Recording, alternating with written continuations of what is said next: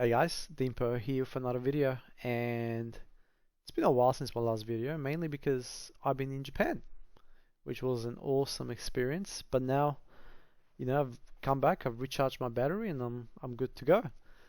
So the reason for this video is a lot has changed in the past 8 days that I've been gone, and it's almost like I've come back to a completely different game, right? Um, so let's get started, right?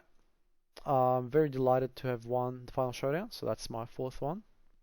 Fingers crossed I can get one more so I can get the 5-star frame. But even if I don't, the competition's fierce in my zone. I won't be too upset about it. So we've had Gouken drop, among many other things. Right? I'm not going to discuss the quality of life updates. I mean, you guys can read up the patch notes yourself. I'm simply going to comment on what's made this game so different from where I left it, right? And the majority of the changes came with this guy here, which is Gouken.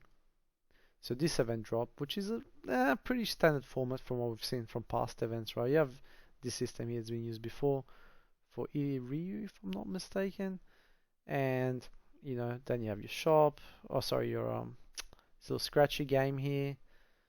Then you have the Void Tower. It's all stock standard, right? And then you have your training supplies here. So in this, I really shouldn't really get into it. By now, you should know what you need to get. But must have Summer Yang. If you don't have him, please grab him. Like, he's good PvE, PvP, just across the board. He's awesome. Same as Street Poison. I believe she's a lot better for bosses than what she is for PvP. I was using her in PvP, but I've dropped her lately in favor of Abel. I've been using Abel as a tag unit for the shield. But once again, it's up to you, right? Whatever your account lacks, basically go for that unit. And then if you don't need those units, then you go for your boost stones or your engraving kits. I mainly go for the boost stones because I constantly level characters, but it's up to you, right? It just depends what you need. Yeah, so that's where that is at. Now, more on Gouken, right? Should you go for Gouken? Perfect question. Well, my question to you is, what is your account lacking? Always go for what your account is lacking, right? Now you know the events need 3 teams, so are you lacking DPS? Do you need tanks? What do you need? I mean, if you're after tanks, we got great tanks here in Honda, Nero if you bought him, Zangief is also a great tank. Abe, if you have him. So, should you really splurge all your hard-earned ticket on Gouken? Probably not. But if you are like me and you want to compete in Final Showdown, then I think he's a must-have unit because it'll enable you to have 2 Bison-like teams, right? And what I mean by 2 Bison-like teams is essentially any team with Bison in it can beat any other team, right? So this here will give you that, it will give you the longevity, the survivability, and if you survive longer, then you can dish out more damage. So is he a must-have? Is he a game changer like Virgil? Probably not. In my opinion, still Virgil and MHK are a cut above everyone else. Anyways, that brings me to our next topic, right? Which is the soul power. Is it good? Is it bad? Is it good? Is it bad? Well, that is completely up to you and how you view this event, right? I personally think it's a good thing, but that has been implemented very poorly. I think that by now we've seen this pattern, right? Some interesting ideas implemented very poorly. Is this just a greedy cash grab? Yes and no. I like that it adds the extra dimension to the game and the characters. Like, you can get a character like, say, for example, Street Viper and make her be competitive with special like units.